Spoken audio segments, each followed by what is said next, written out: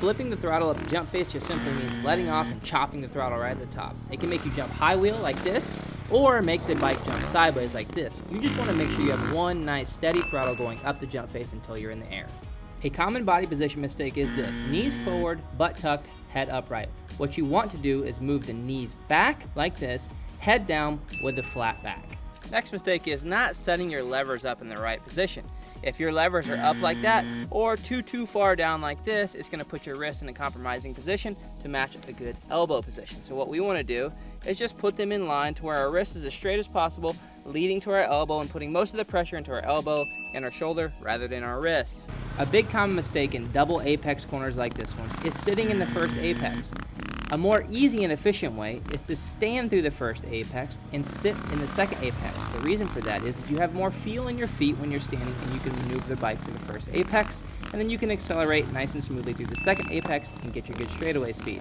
Another mistake is tightening these too tight where there's no movement if you fall. If you hit and it's really tight, it's going to break up here in the perch and definitely break your lever.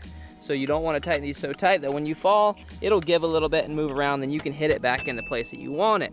Another mistake is going to be making sure your lever doesn't go outside of your hand if you put it straight out. Because if your lever's out there and you fall, guess what's going to hit the ground first? The weakest thing on the bike, this little piece of aluminum. So make sure those two are in the right spot.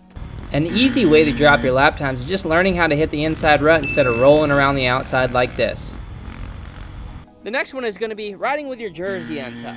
Not only does it look a little weird, but it's a lot less effective. If you fall, it's a lot easier for your jersey to slide up and then your skin get access to the hard ground and get all scraped up and injured and just get dirt down your pants and all in the crevices where you don't want it. Tuck your jersey in. Huge mistake is chopping the throttle in the corners. Talk about scary, right? You want to come into the corner, set up standing and braking, and then you want to just give it one nice, smooth, steady throttle through the corners. If there's no traction, there's definitely no action. One throttle, guys. Next one's gonna be improper goggle placement. Improper, right in the middle is proper. Cornering mistake of the year, guys, over clutching in the corners, especially on a 4-stroke. You don't need your clutch. Get in there and get in the right gear and roll the power on smoothly and move on with your life. Your corners are gonna improve tremendously and you're gonna get a lot better lap times just by letting go of that clutch. The next one is not putting your goggles on your beak. And not that it's not convenient, and there might be some scenarios where it's necessary, but what it does is it ruins your goggle strap. Okay, it stretches it out and gives it what we like to call the bacon strap. It looks like a piece of bacon. Just take them off, right? And then hold them on your arm or hold them on your handlebar. Quack, quack, quack, quack. Yeah, that's right. There's a duck coming our way, and it just happens to be my feet. What you want to do when you're riding the motorcycle is tuck those toes in. The reason for that is it's super dangerous to have them tucked out, and it puts you in a really bad position when you're standing. So if you turn your toes in towards the bike and you move them back on the foot pegs towards the ball of your foot, it gets you in a good position standing and makes your riding a lot safer. Coming into the corners, pulling in the clutch, and sliding your back tire in to pivot and turn. You don't want to do that. You've got to stand up, get your hips back over the back tire so you get some braking traction so it slows the bike down, and then nicely, smoothly execute your seated position and rolling on the power. A common beginner mistake is when you let out the clutch, you let it out too fast at the end. This can cause a stall, or it can even cause you to loop out when that thing catches some throttle. What you want to do is make sure that you let the clutch out very slow all the way to the end of the release. A simple wheelie mistake that happens all the time is riders sitting too far forward, and when they release the clutch, they lean into the front wheel. You got to think, you want as much weight back and as close to that back tire as possible so it makes it easier for you to get into your balance point. So you want to make sure you keep the head upright when you're starting to wheelie. Chain loop mistake. You don't want to spray the chain loop here, it's going to get all over your bike. You don't want to get it here, it's going to get all over this and get dirt to stick to it. You want to spray your chain down here so the excess goes to the ground, and maybe you're standing underneath, or maybe a little up here if you want to get the top, so it just goes on your chain slider and lubricates. We've got a slogan at the MX Factory.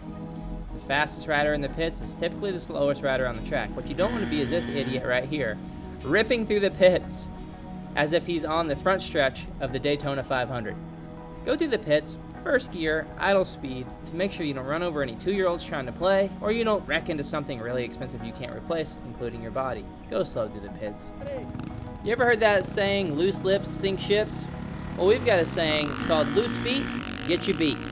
When you're going off the start, you gotta make sure that you keep your feet really tight to the bike. That way it stabilizes and keeps you in front of that heavy power. That bike's pushing you along when your feet are tight to the bike. When your feet let loose, the bike is now pulling you, and that's not a good position to be in. My transmission bones break every time I see someone coming in and jamming their foot on the gears, especially on our rental bikes. It does not take much pressure to get these gears in place, and if you can't get your bike in neutral, it's usually your fault. Just come in and lightly push down on your gears. They shift fairly easy. Do not jam on your gears. You ever heard of Bengay? Well, if you haven't, if you ride the whoops like this, or in this mistake, sit when you're supposed to be standing, you'll be using it. You want to make sure that you know what parts of the track you should be standing on and what parts of the track you should be sitting on. The easiest rule of thumb is you should only sit in the corners, and some corners you should stand in because they're really rough. Make sure that you stand through rollers, jumps, and bumps at all times. Save your back and save your money on your Bengay. Maybe the worst thing you could ever do in a corner is pretend you're Ronnie Mac and drag your foot behind you. If you don't work on getting that leg up and high and attached to the shroud, you're risking injury and you're risking a lot of mistakes around the track.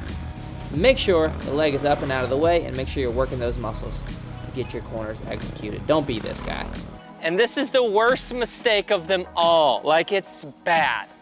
Like, so bad your grandma is gonna roll over in her grave if you don't like and subscribe for the YouTube algorithm. Thank you guys, it really helps out.